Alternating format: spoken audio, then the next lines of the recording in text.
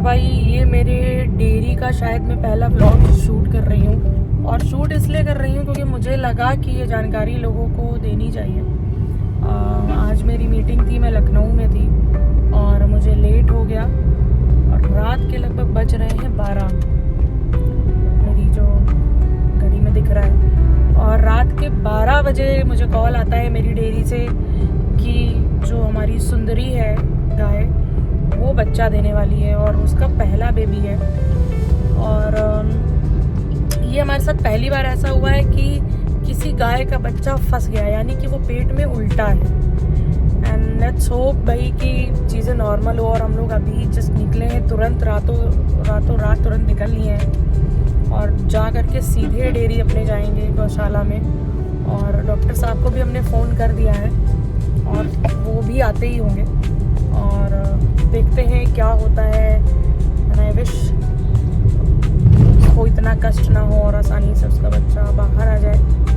लेकिन ये सब चीज़ें हैं डेयरी फार्मिंग में जो शायद इन पहलुओं को लोग नहीं दिखाते हैं। जो स्ट्रगल होता है किसी भी चीज़ को पाने के लिए वो बहुत ज़रूरी होता है। कंसिस्टेंसी बहुत ज़रूरी होती है जब आप कोई भी चीज़ कर रहे होते हैं। और हम अभी रास्ते में हैं और जा रहे हैं और देखते हैं कि वहाँ पे जा कर के क्या हाल है, और आपको दिखाएंगे भी कि अगर टाइम से पहुँच गए, अगर डॉक्टर साहब पहले पहुँच गए तो हो सकता है चीज़ें नॉर्मल हो जाएं तब तक, और अगर नहीं पहुँचे, हम पहले पहुँच गए तो शायद हो सकता है प्रोसेसिंग पे चल रही। जो भी होगा हम आपको डेयरी पे अपने पहुँच के अपडेट देंगे।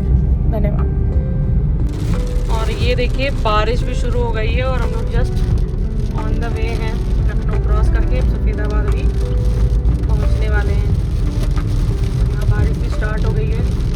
यही होता है स्ट्रगल, और कह सकते हैं बैक कैमरा लाइफ, क्योंकि सक्सेस और ग्रोथ सबको दिखती है कि भाई डेयरी कर रहे हैं तो बहुत पैसा है, पर आप उसके पीछे की मेहनत, सेक्रीफाइस और ये जो समय जिस तरीके से बीत रहा है वो देखिए। और हम लोग जितना जल्दी हो सकता है पहुंचने का प्रयास कर रहे हैं।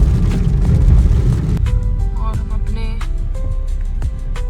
डेयरी की तरफ जस्ट आ गए, अपने गांव पहुंच गए हैं। फटाफट अपनी डेयरी में पहुंचते हैं, देखते हैं कि कैसा क्या चल रहा है। आई होप सब ठीक ठाक हो।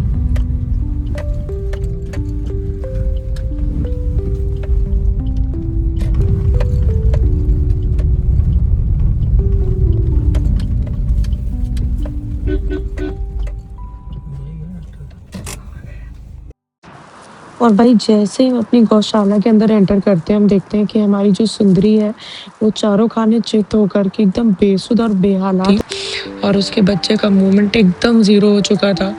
किसी प्रकार का कोई मूवमेंट नहीं कर रहा था। डॉक्टर साहब ने हमें बोला कि बच्चा एक्सपायर कर चुका है शायद, और वो इसलिए क्योंकि इसका पहला बच्चा है और शायद इतना पेन बियर नहीं कर पा रही है। और आप देख सकते हो कि इसके हाथ पैरों को इसीलिए बांधा गया है क्योंकि ताकि इसके बच्चे को आसानी से निकाला जा सके। लेकिन जैसे ही बच्चा बाहर आता है, थोड़ी सी हरकत करता है और जिससे हम लोगों के अंदर एक हल्की सी होप जगती है कि शायद ये जिंदा है। और इसके बाद का मैं वीडियो नहीं शूट कर पाई क्योंकि मैं बहुत ज़्यादा पैनिक हो गई थी।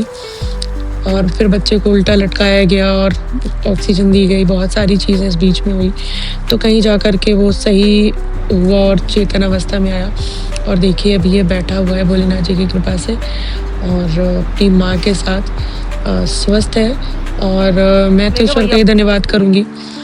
आप देखो कैसे ये लात मार रही है। और रीज़न ये है कि ये भी पैनिक हो चुकी है और बहुत ज़्यादा पीड़ा से गुजरी है।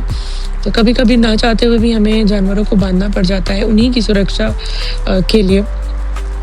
और डॉक्टर साहब ने इसको तुरंत इंजेक्शन लगाया और किसी तरीके से ये सेट हुई।